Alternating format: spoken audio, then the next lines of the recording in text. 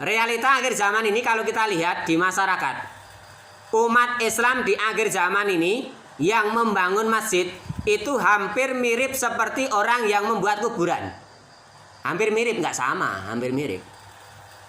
Logikanya gini, ketika dulu di satu perkampungan, satu kampung sak desa kuwi rung enek masjid, pengen duwe masjid, padha dijak kelumpukan, sapa sing gelem wakaf gawe masjid. Terus enek sing ngacung, aku tak wakaf lemahe 200 meter pamane. Kemudian aku tak urun botone sak cukupe. Aku tak urun watune, tak urun semene, tak urun gendeng lan sak pitune kurang goleke donatur njaba. Begitu antusiasnya mereka pengen duwe masjid, direwangi kayak proposal nyari donatur ke sana kemari untuk bisa terwujud cita-cita mereka untuk punya masjid di satu kampung milik mereka. Tapi ternyata setelah masjid jadi, ternyata masih banyak saudara-saudara kita yang tadinya semangat untuk membangun masjid, tapi mereka tidak mau menjadikan masjid sebagai sentral kegiatan. Salate dadi ndake nang omahe dhewe-dhewe. Nang masjid wegah. Bahkan saya pernah melihat itu ada tukang laden, tukang garap masjid krungu andan iki ora salat jamaah kok malah terus mulih. Itu realita. Padahal garap masjid. Ketika jamaah pada datang mau salat jamaah ki dia malah resik-resik mulih. Ngejam si Bali. Piye coba? Kan ini mirip, hampir mirip seperti orang yang bangun sebuah kuburan, bukan bangun ya, tapi menggali kubur. Ketika mendengar tetangganya ada yang meninggal dunia, begitu guyub rukun. Ya, krungu siaran innalillahi wa inna ilaihi rajiun yang masjid langsung guyub rukun nglumpuk. Kemudian menggali kubur bersama-sama. Bahu membahu. Tapi ketika sudah liang kubur tadi jadi, nggak ada satupun mereka yang gali kubur tadi mau menggunakan, iya nggak? Ya. Itu realita, kan hampir mirip seperti orang sekarang yang bangun masjid. Nah, menjadi satu PR bagi para takmir masjid yang sudah memiliki masjid, apalagi masjidnya bagus, bagaimana supaya masjid itu betul-betul bisa makmur. Nah, diadakan dengan berbagai macam kegiatan. Nah, kaitannya dengan masjid tadi, salah satu sarana untuk memakmurkan masjid itu adalah dengan mengerjakan sholat berjamaah di masjid, khususnya laki-laki. Allah berfirman, wa aqimus sholata wa atuz zakah warka'u ma'ar rakiin. Dan dirikanlah sholat, tunaikanlah zakat, dan rukuklah bersama orang-orang yang rukuk. Nah, ini para ulama menjelaskan maksudnya rukuklah bersama orang-orang yang rukuk itu maksudnya sebagai dalil untuk mengerjakan sholat berjamaah di masjid. Seberapa pentingnya sholat jamaah ini? Sholat jamaah di masjid itu hukumnya wajib atau sunnah? Sunnah mu'akkad. Sunnah yang sangat ditekankan mendekati wajib. Pernah suatu kali ada seorang yang buta pernah menemui Nabi Shallallahu Alaihi Wasallam. Beliau berkata kepada Nabi, berkata kepada Rasulullah Sallallahu Alaihi Wasallam, "Wahai Rasulullah, saya tidak memiliki orang yang bisa menuntun saya ke masjid."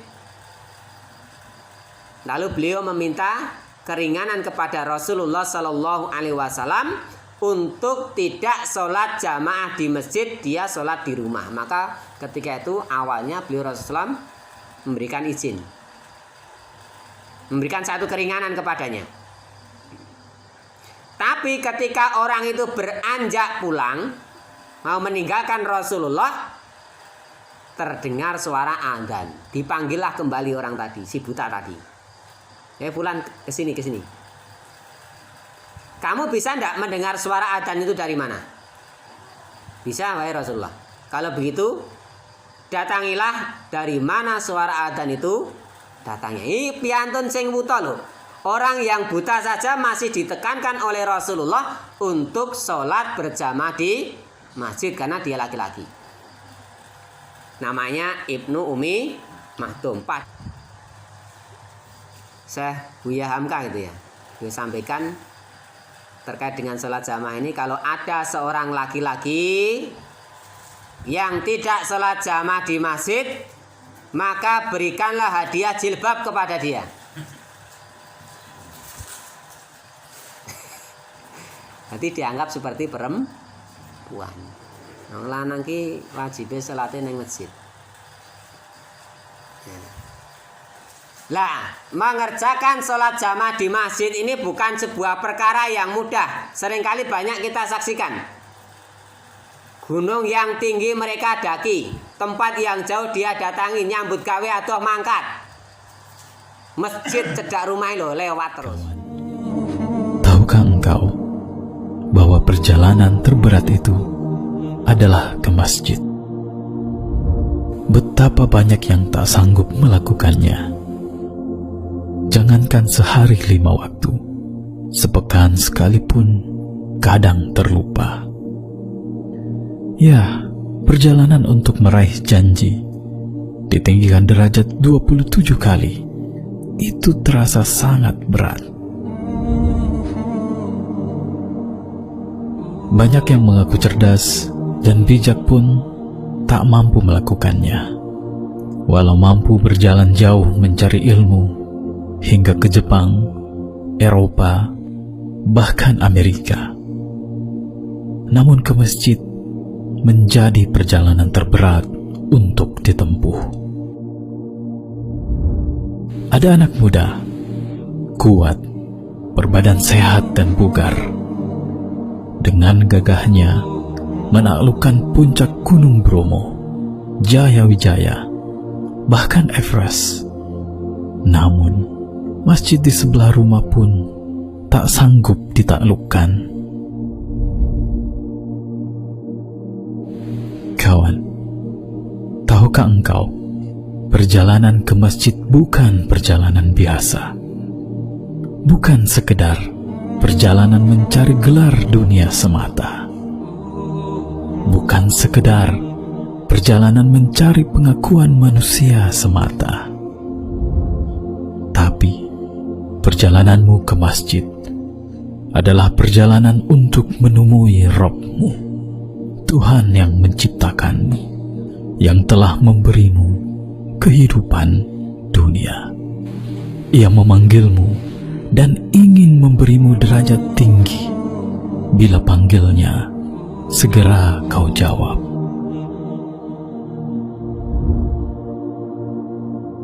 Kawan, setiap langkahmu ke masjid kan dihitung sebagai sedekah, kan menjadi kebaikan dan penggugur dosa. Dan langkahmu ke masjid dalam gelapnya gulita kan berbalas cahaya sempurna di hari kiamat. Bersegeralah kawan, sebelum hadirmu ke masjid hanya jasad tanpa ruh. Gitu. Ada itu satu masjid itu duwe tangga. Omahe mung kidul masjid, nyambut gawe nyopir tekan kono-kono mangkat. Udan mangkat, nyambut gawe mangkat. Krungu adzan lho. Perannya masjid. Jadi yang namanya jarak seseorang dengan masjid itu tidak diukur dengan sejauh mana dia berjalan kaki, tapi diukur dengan hatinya. Sebab sehebat, sekaya apapun seseorang itu, sebanyak kota sudah dia datangi, gunung yang tinggi pun naik Merapi misalkan, wis 4 jam ya Merapi. Itu kue karo mengkis-mengkis dilakoni, mantek menggeh-menggeh dilakoni. Wayah krungu adzan ora salat nang masjid. Ya.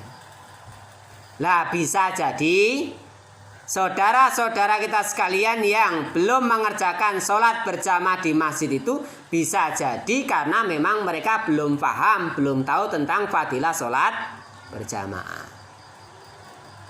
Apa fadilah dari sholat berjamaah? Yang pertama, bahwa yang namanya sholat berjamaah di masjid itu nilai pahalanya sebanyak 27 derajat dibandingkan sholat sendirian di rumah. Sholatul jamaati tafdulu sholatal fardhi bisab'i wa isrina darajah. Sholat berjamaah itu lebih utama dibandingkan sholat sendirian dengan 27 derajat. 27 derajat. Saniki hitungan matematika nggih. Nggih. Hitungan matematika ngeten. Kalau seseorang itu mengerjakan sholat sendirian di rumah, ganjarannya pinten? 1. Nek ten masjid 27. Nek 1 hari dia ngerjakan sholat jamaah di masjid, ganjarannya pinten? Berarti 27 ping 5, berarti 135. Sholat dhewe ning omah ganjarannya mung 5. Ning masjid ganjarannya 135. Nek sesasi blas ora tau nang masjid sholat jamaah, sholatnya mung dhewe terus ning omah. Ganjarannya mung 150. Nah, 30 ping 5. Ya. Terus nek sesasi full dia datang ke masjid mengerjakan sholat jamaah, ganjarannya 4.050. Manghitung ora percaya. 4.050. Nah, 30 ping 135. Nek setahun enten pinten, Pak? Ya, 365 hari. Kali 5, nek setahun iki blas rata nang masjid. Salate mung nang omah dhewe terus. Ganjarane mung 1820. Tapi kalau dia setahun penuh salat berjamaah di masjid, ganjarane 49.275. Mung wae niki ganjarane pahalanya ini diberikan nanti di akhirat. Ini kaitannya dengan keimanan, percaya apa ora karean? Nah, kira-kira iki pomo hadiah iki dikasihkan secara kontan. Sing sapa wong salat ing Masjid Al Hikmah bar salat dikai dhuwit 2.700 pamane. Oh, kira-kira masjidé kebak terus kok. Ha mangkat ping 5 jajan mie ayam turah kok. Barang 700 ping 5 ya. Wis sak es ae, Pak ya. Turah. Karo es jeruk. Wi umpama hadiah dikasihkan secara langsung, kira-kira masjid ora enek sing sepi. Ya. Tapi karena ini hadiahnya, pahalanya diberikan nanti di akhir akhirat, kadang kala kata sing boten pitados. Ya. Lajeng keutamaane piyantun sing saged nindakake salat jamaah ten masjid. Setiap 1 langkah kakinya ke masjid itu bisa menggugurkan dosanya, 1 langkah kaki yang lainnya itu bisa menaikkan derajatnya. Nah, mila wonten sebagian sahabat niku sing duwe cita-cita nek duwe omah gawe omah bila sing adoh saka masjid. Bukan karena genre krungu adzan, tetep krungu adzan. Nek sahabat Ali bin Abi Thalib kuwi nate ngendika, ora ana salat kanggone tanggane masjid kajaba ditindakke ana masjid kuwi kanggone wong lanang. Nah, kemudian ing rikalane niku enten sing tanglet. Bae Ali, sinten tanggane masjid niku? Ali ngendika, sing diarani tanggane masjid yaiku sapa wae sing iso keprungu suarane adzan kuwi tanggane masjid. Nah, coba iki arep gawe omah adahe sepira tetep krungu adzan. Mengeneng toa. Eneng horen. Zaman Bilal ngono kena naik ke atas. Adzan sakniki enten toa. Mila enten sebagian sing duweni cita-cita pengen duwe omah kuwi sing adoh saka masjid.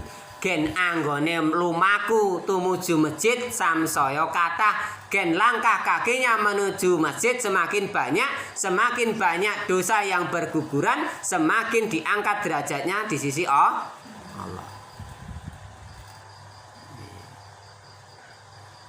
Jamaah kajian sedani warahmatullah. Kemudian termasuk keutamaan sholat berjamaah lagi. Di sini adalah sholat subuh berjamaah, nilai pahalanya luar biasa. Rasulullah mengatakan barang siapa yang sholat isya berjamaah, maka seolah-olah dia itu telah sholat malam selama separuh malam. Sholat isya berjamaah. Wih ganjarane seakan-akan seperti sudah sholat separuh malam. Dan barang siapa yang sholat subuh berjamaah, maka seolah-olah dia telah sholat di seluruh malam. Podo karo sholat sewengi mubun. Lo maneman ngantek subuh kok ora sholat berjamaah nang masjid ki maneman. Apalagi ditambah bisa mengerjakan sholat qobliyah subuh kalian donya sae sini iki sae sing nindakake sholat berjamaah. Sholat qobliyah subuh. Dalam hadis riwayat Imam At-Tirmidzi disebutkan, barang siapa yang sholat subuh dengan berjamaah, kemudian dia duduk berzikir kepada Allah sampai matahari terbit, lalu dia sholat 2 rakaat, dia mendapatkan pahala seperti haji dan umrah yang sempurna. Ini angel ini. Angel nih. Tentang mau biasa. Kalau nek ngisi subuh berjamaah di Blumbang itu harinya Jumat. Jumat berkah sana. Nek sini kan biasanya Ahad, nek sana Jumat. Itu habis dah biasa. Saya kemarin Jumat ngisi subuh berkah di Masjid Anur Ngerintingan. Tapi kemarin yang sholat 2 rakaat setelah habis kajian cuma sedikit. Ya, 5 orang atau berapa. Karena belum terbiasa. Ya. Jadi ganjarane kaya ndene haji lan umroh sempurna. Niki nek wong mikir donya wis abot iki. Bar subuh ten masjid duduk zikir ngantek matahari terbit, baru sholat 2 rakaat, kemudian baru pulang. Ibu angel. Ini kan iki bapak-bapak iki. Ibu cek mikir masak barang. Ya. Ada satu kisah. Kisahipun Abdullah Al-Asiri. في أفق الخشوع وقد شرقت بدمعتي ونفضت عن قلبي جبالا من ذنوب الغفلة حلقت في أفق الخشوع وقد شرقت بدمعتي ونفضت عن قلبي جبالا من ذنوب الغفلة وتركت أوصالي يجول بها ارتعاد الخشية وبدأت أبكي مثل طفل خائف في الظلمة وتركت أوصالي يجول بها ارتعاد الخشية وبدأت أبكي مثل طفل خائف في الظلمة فوجدت في المحراب أنسي بعد طول الوحشة وغدوت قلبا نابضا يهتز مثل الشعلة فوجدت tangannya nggak cacat, yang cacat kedua kakinya, nggak bisa berjalan dengan kedua telapak kakinya. Dia berjalan dengan mengandalkan kekuatan kedua telapak tangannya. Dia menuju masjid, pulang masjid itu berjalan dengan tumpuan sendal di telapak tangannya. Beliau dalam satu riwayat sebutkan tidak pernah meninggalkan sholat berjamaah di masjid selama 65 tahun. Umure 77 tahun, ning mboten nate telat sholat jamaah ning masjid niku 65 tahun. Bet nih, padahal cacat. Saya juga punya video. Iya. Piyantun ingkang wuta piyambake tindak masjid. Masjidnya jauh dari rumahnya. Carane piyambake nyuwun tulung kalih piyai sanes ken bentangke tali dari rumahnya sampai masjid.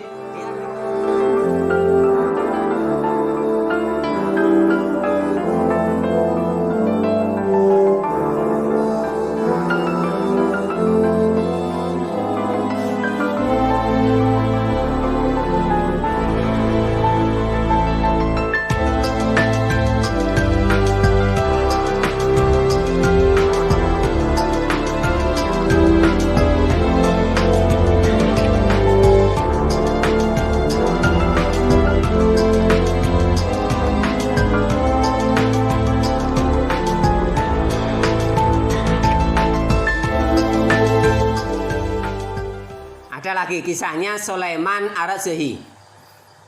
Sulaiman Ar-Razihi menika piyantun ingkang sugih. Kekayaan Sulaiman Ar-Razihi menika kekayaannya luar biasa. Ya.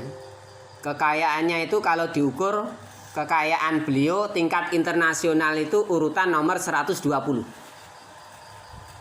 Tingkat internasional sugih. Bangun masjid yang besar namanya Masjid Ar-Razihi. Sugih, usahanya besar. Tetangganya itu diwawancarai bagaimana kebiasaan Sulaiman Ar-Razihi ketika ke masjid. Tetangganya mengatakan, beliau itu meskipun kaya tapi penampilannya sederhana. Beliau ketika ke masjid pakai jubah putih. Dan seringkali beliau datang lebih awal daripada muadzin. Niki wong sugih ning ra tau telat salat jamaah. Muadzine kalah dhisik terus karo Sulaiman Ar-Razihi. Lah awak dhewe sing ra sugih. Bondo ya ra sepira. Harta enggak begitu banyak, pekerjaan ya ra patek repot.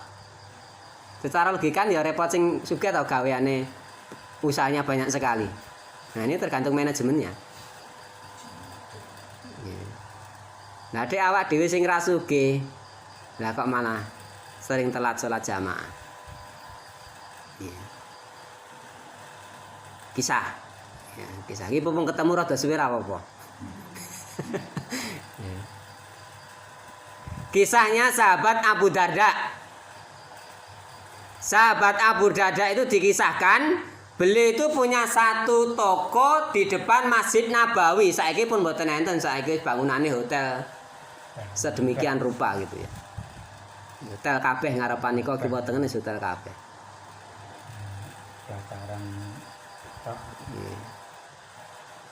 Dikisahkan beliau sahabat Abu Darda ini beliau memiliki satu buah toko di depan Masjid Nabawi. Tapi gara-gara toko itu beliau sering terlambat sholat jamaah. Dikalkulasi keuntungan tokonya sahabat Abu Darda dalam satu hari itu nek dirupiahkan sekarang itu bisa sampai ratusan juta satu hari. Tepatnya berapa ratus juta saya lupa. Ustaz Manap menyampaikan segitu. Di atas 100 juta. Tapi karena beliau sering terlambat sholat jamaah, akhirnya beliau mencari seorang karyawan yang ditugaskan bukan untuk menjaga toko. Tapi penjaga tadi, karyawan tadi hanya ditugasi khusus untuk melihat, memata-matai Rasulullah. Ketika nanti Rasulullah sudah kelihatan keluar dari rumahnya menuju Masjid Nabawi, kamu bilang saya. Ya, ternyata jebulan jek meso telat, Pak. Padahal wis duwe pengawas sing ngawasi Rasulullah sebagai imam masjid, wis medal saking dalem madhe tindak masjid wis dikandhani ndelok tokone ya cek rame banget. Piye abot mboten iki wong dodolan wayah rame krungu adzan cerak masjid. Kula prihatin nek kula niku lewat Gembongan, bagian selatan Jalan Slamet Riyadi, tepatnya depan pom bensin itu ya. Ada satu masjid yang diapit dengan 2 swalayan. Pirsa ngene. Depan pom bensin Jalan Selatan tuh, Gembongan. Kula prihatin. Ya. Barate itu wis swalayan besar, barat masjid pas ini untuk parkir. Saya lewat beberapa hari yang lalu malah tambah sing wetan masjid bagian belakang itu swalayan lagi, timur masjid untuk parkir. Jadi masjid itu posisi diapit oleh 2 tempat parkir swalayan besar. Prihatin kita. Ya. Krungu adzan pada nang masjid. Itu realita. Akhirnya dalam satu riwayat ada yang menyebutkan bahwa tokonya sahabat Abu Darda ini sebelum waktu sholat tiba sudah ditutup. Ada riwayat yang lain menyebutkan toko tadi kemudian dijual oleh sahabat Abu Darda gara-gara dia terlambat sholat jamaah. Orang iman-iman kuwi. Ada lagi salah seorang sahabat itu kalau nggak salah Ibnu Umar atau Umar bin Khattab, saya agak lupa. Yang ketika sholat asar beliau ketinggalan sholat jamaah. Beliau mengikop dirinya sendiri dengan mewakafkan, menginfakkan kebun kurmanya. Gara-gara kebun kurma iki aku tadi sholat jamaah telat. Oh niki nek kita kersa sinau sejarahnya para sahabat dalam menjaga syariat itu sedemikian rupanya. Ya, mantek mengikap dirinya sendiri anak sing ngikap, tapi dia mengikap dirinya sendiri. Ya, tak infake kebun kurma, gara-gara kebun kurma iki mau delok-delok kurma sing lagi padha mateng arep panen ngantek terlambat salat jamaah. Awak dhewe arep sing arep sing sedekahke. Ya. Jamaah kajian ajarani warahmatullah. Ya. Inti kesimpulannya bahwa yang namanya sholat itu menjadi salah satu pilar tegaknya Islam, termasuk salah satu rukun Islam, dan sholat itu menjadi tiangnya agama kita sekalian, harus kita perkuat. Dan sholat yang kita kerjakan menjadi satu amal yang pertama kali akan dihisab oleh Allah. Maka mumpung kita sekalian masih punya kesempatan, masih bisa melihat udara segar, masih bisa melihat pemandangan yang indah, waktu sholat jangan disia-siakan. Jaga waktu sholat. Kemudian yang bapak-bapak upayakan untuk mengerjakan sholat berjamaah di masjid. Ini menjadi satu wasilah kita sekarang untuk bisa mendapatkan pahala yang besar, pahala yang berlipat. Ya, sapa masjid sing arep ngerjakake sing arep ngeramekke nek ora bapak-bapak. Termasuk ibu-ibu sekalian nek mirsani bapake gugah angel raupi.